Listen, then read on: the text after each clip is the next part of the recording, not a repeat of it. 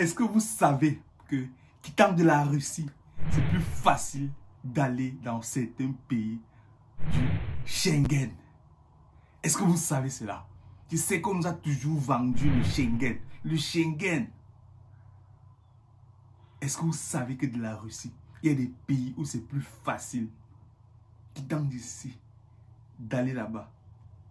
Dans cette vidéo, je vais te donner les 4 pays où c'est plus facile, quittant de la Russie, pour aller dans le Schengen. Mais reste jusqu'à la fin, parce que le dernier pays, c'est le pays où, lorsque tu arrives à l'ambassade, on te demande, tu veux voyager quand? Donc, allons-y.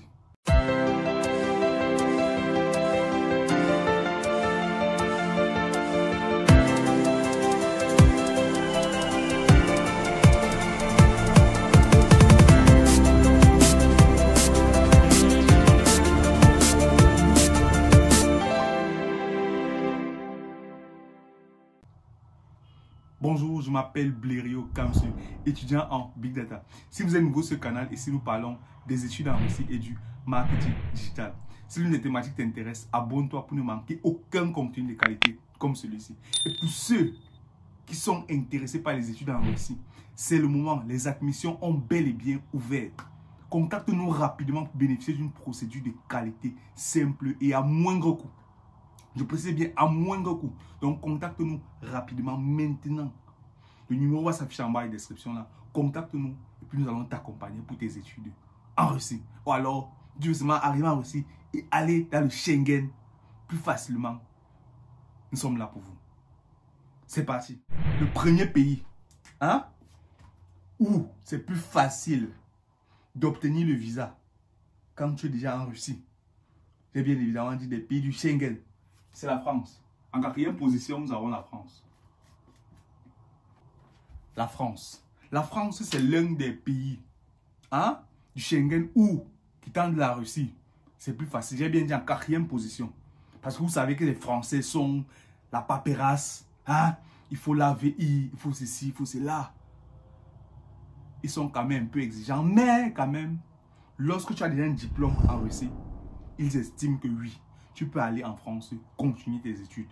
Mais si tu n'as pas encore de diplôme en Russie, ils vont un peu, beaucoup réfléchir en fait. C'est pas pourtant dit qu'on ne donne pas les visas à ceux qui n'ont pas voilà, eu leur diplôme déjà en Russie. Mais quand même, l'une des conditions qu'ils mettent en avant, c'est est-ce que tu as déjà un diplôme en Russie? Si tu es venu en Russie, bien évidemment pour les études, est-ce que tu as quand même obtenu un diplôme? Soit un diplôme de bachelor, soit un diplôme d'ingénierie, soit un diplôme de médecine. Hein? Avant de dire que je m'en vais en France pour pouvoir continuer. Donc, c'est un peu ça pour le cas de la France. Mais la condition sine qua non, c'est il faut d'abord être en règle en Russie. Hein? C'est-à-dire, il faut que ton visa soit en règle, tous tes papiers soient en règle avant de dire que j'espère pouvoir faire la procédure pour aller en France. C'est le 4e pays. Note bien ça dans ton agenda. Le 3e pays. Imaginez, l'Italie. Oui, l'Italie, c'est l'un des pays où c'est plus facile d'obtenir le visa, hein, lorsqu'on est déjà sur le territoire russe. Bien évidemment, il faudra faire les cours de langue italienne. Donc, il faut te rassurer que tu as quand même un diplôme italien et que tous tes documents sont en règle. Pour être vrai, certains ont eu à faire des choses pas catholiques ou alors pas très bonnes pour l'Italie. Donc, du coup, ils sont assez regardants. Donc, rassure-toi d'avoir tous les documents complets, hein, et vrais, parce que, hein, on se comprend très bien. Rassure-toi d'avoir tous les documents complets et vrais, parce que tous ceux qui ont eu à postuler avec des documents clairs et nets, la plupart, 90%, 99%, je dirais, ont obtenu leur visa. Donc, l'Italie est en 3e position, mais tu connais les conditions. Il faut d'abord avoir fait les cours d'italien au pays, ou alors même ici en Russie, c'est par distance, peu importe, avant de pouvoir espérer aller en Italie. Là-bas, ils ne sont pas trop regardants, hein, si tu as peut-être obtenu un diplôme en Russie ou pas. Ils estiment que ok, peut-être que tu as fait peut-être des cours de langue uniquement, et puis tu estimes aller ailleurs. Donc, ils sont assez ouverts, ils vous accueillent à bras ouverts. Donc, l'Italie en 3e position. En 2e position, nous avons La Belgique. Bien évidemment, la Belgique. La Belgique. C'est l'un des pays encore où c'est plus facile d'obtenir le visa. C'est la raison pour laquelle j'ai mis cela en deuxième position. Reste jusqu'à la fin de la vidéo. La Belgique en deuxième position parce que quoi, là-bas, ils ne sont pas assez regardants. Que tu aies fini tes études en Russie ou pas, si tu veux continuer, hein, et que ton parcours que tu comptes faire en Russie est en relation directe avec ce que tu as fait ou bien ce que tu as commencé en Russie, là-bas, c'est compréhensible. Ils te donnent facilement le visa. Mais il faut automatiquement que soit tu es un garant, hein, que toutes les conditions de départ soient réunies en fait. Tout comme dans ton pays d'origine en fait. Pas tu vois. Donc, rassure-toi que j'ai rempli d'abord toutes les autres conditions. Hein, même étant en Russie, avec une expérience de voyage, parce qu'il regarde ça. Il arrive en Russie, ok, son séjour est propre, hein, il n'a pas eu d'infraction. Toutes ces choses-là, il comprend en fait. Je ne sais pas si vous comprenez. Donc, rassurez-vous, avant d'aller pouvoir postuler ou alors espérer aller en Belgique quittant de la Russie, que est-ce que je suis en règle en Russie? Est-ce que tous mes documents sont propres? Est-ce que je n'ai pas fait du sale en Russie? Rassurez-vous de tout ça. Est-ce que mon CV est propre? Est-ce que la filière que je pars faire en Russie est en relation directe avec la filière que j'ai faite ici? Par exemple, en Russie, par exemple, tu es inscrit en économie, hein, et que tu voulais aller en Belgique étudier par exemple, en informatique. On va te dire que l'économie et l'informatique, donc, je ne vois pas que ça ne colle pas trop. Donc, du coup, essayez d'être cohérent. Essayez d'être cohérent dans vos choix de filière lorsque vous voulez aller en Belgique. Donc, la Belgique est en deuxième position. Toi qui es en Russie et qui voudrais bien aller voir d'autres horizons, qui voudrais bien aller dans le Schengen, parce qu'on nous a tellement vendu le Schengen, la Belgique est bien placée pour pouvoir te recevoir. Et les procédures sont... Ça ne prend pas trop de temps. C'est vrai que la Belgique, ouais, il faut les admissions. Après l'admission, le garant, demande des visas, tout ça, ça ne prend pas trop de temps. Ça ne prend pas trop de temps. Rares sont les cas des dossiers qu'on envoie à l'Office des étrangers. Donc sinon, la plupart des dossiers se traitent ici. Mais pour certains dossiers, on envoie à l'Office. En Belgique, bien évidemment, à Bruxelles. Donc c'est un peu ça en fait, pour la Belgique. Le quatrième pays, vous imaginez bien, c'est l'Allemagne.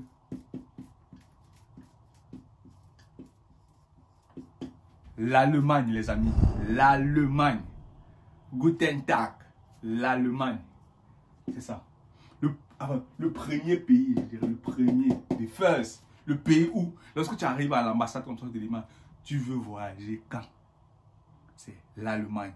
Tu voulais aller quand? L'Allemagne. Oui. L'Allemagne, c'est l'un des premiers pays, ou alors le pays où c'est plus facile, quittant en Russie, pour arriver là-bas, ou pour aller facilement. Mais, il faut respecter des conditions. Première condition à respecter, c'est est-ce que je suis en règle en Russie? Condition importante. Je suis en Russie en tant qu'étudiant. Est-ce que je m'en vais toujours pour un visa étudiant? Laissez les visas, hein, par exemple de travail. Tu es en Russie, tu es étudiant, mais je demande un visa de travail. On va te dire que mon frère, c'est pas normal, ni pas niaque, on ne se comprend pas. Hein? Comme si je suis en Russie, je demande tu as un visa étudiant. Laissez les visas volontariat, hein? On connaît toutes ces choses-là. Laissez tous ces visas-là. Si tu es étudiant en Russie, demande un visa étudiant ou alors même encore un visa formation pour dire que bon, j'ai toujours pour une formation. Je ne sais pas si vous comprenez très bien. Donc rassurez-vous de demander toujours un visa qui est en relation directe avec ce que vous faites en Russie. Pour la plupart, vous faites des étudiants, donc du coup, demandez un visa étudiant ou alors au pire des cas, un visa formation. Après quoi, il faut automatiquement que vous ayez un diplôme. C'est vrai que le diplôme de langue n'est pas obligatoire. Hein? Mais maintenant, rassurez-vous d'avoir quand même, le A1, le B1. Hein? Ça va permettre de mettre en avant votre dossier en fait. Tu comprends que ouais, celui-ci a la volonté, il a quand même suivi les cours d'allemand. Hein? Il est à même de partir continuer ses études en Allemagne en fait. Je ne sais pas si vous voyez, il a quand même manifesté un certain intérêt, il a appris la langue. Donc c'est un élément important. Et puis, pas les choses peut-être du Cameroun par exemple, où pour avoir un rendez-vous, il faut peut-être 10 mois. Non, en Russie, ce n'est pas le cas. En Russie, ce n'est pas le cas. Il y a d'abord plusieurs représentations de l'Allemagne dans pratiquement 3 à 4 villes. À Moscou, à Saint-Pétersbourg, à Ekaterinbourg, pas encore. Pratiquement encore au quart, en fait. Représentation. C'est-à-dire, tu choisis la ville qui est plus proche de toi. Tu demandes ton rendez-vous. C'est pas sûr, ouais. À moins de... Tu demandes, tu choisis les dates, en fait. Parce que il n'y a pas d'affluence, en fait. Il n'y a pas d'affluence. Concrètement, à nos pays, par exemple, comme le Cameroun, un pays que je connais le mieux, où pour avoir un rendez-vous, c'est il faut patienter au moins 10 mois. La Russie, c'est que tu choisis dès que tu as ton admission, hein, ou alors ta lettre d'admission pour un centre de cours de langue en Allemagne, tu demandes, tu consultes ton dossier, tout en règle, bien évidemment. Rassure-toi que tout est en règle. Consulte ton dossier, tu as demandé le visa, tu es parti en fait. Ça ne prend pas le temps, non. Ça ne prend pas le temps, c'est rapide. Parce que quoi? Il n'y a pas d'affluence. Les Russes partent, oui, c'est vrai, mais ils sont combien qui partent? Jusqu'à ce que c'est pas comme au pays que, c'est que ça y a une routine que dès que tu as obtenu le baccalauréat, tu vas demander au cours de langue, vous êtes nombreux, vous êtes 15, niet. Ici, là, ce n'est pas le cas. Tu es arrivé comme ça. Il y a par exemple un camarade qui, il est arrivé en Russie, ça va pas. Il n'a pas fait 9 mois en Russie, en fait. Il est en Allemagne déjà. En septembre, il est arrivé en Allemagne. Il a fait sa procédure en moins de 3 mois et puis il est parti. Il est parti. Pourquoi? Parce que, voilà, il avait déjà quand même le CV qu'il fallait. Il avait les cours de langue bien faits. Hein? Il avait tous les dossiers complets. Et puis, il est parti, en fait. C'est pour dire, en moins de temps, tu es parti. Donc, si vous êtes vraiment intéressé par son cas, il va passer sur la chaîne, il va partager son expérience avec vous. Donc, dites-moi en commentaire si vous voulez l'écouter. Et puis, on va trouver le moyen de pouvoir échanger. Et puis, vous devez voir ça en ligne. Je ne sais pas si vous comprenez. Donc, du coup, choisis ton pays parmi ces pays-là si la Russie t'intéresse. Ou bien que tu as fini les études en Russie et que tu voulais aller voir ailleurs. Voilà une liste de pays. Du Schengen, où c'est plus facile. Si tu as encore des questions à ce sujet-là, laisse en commentaire. On va prendre un plaisir de te répondre. Ou alors pour toi qui es intéressé par les études en Russie, ou bien qui voudrait venir à Russie pour demander ton visa facilement pour l'Allemagne ou pour les autres pays du Schengen, nous sommes là pour toi. C'était Blériot Kamzu pour le compte de Christa Web. Bye bye.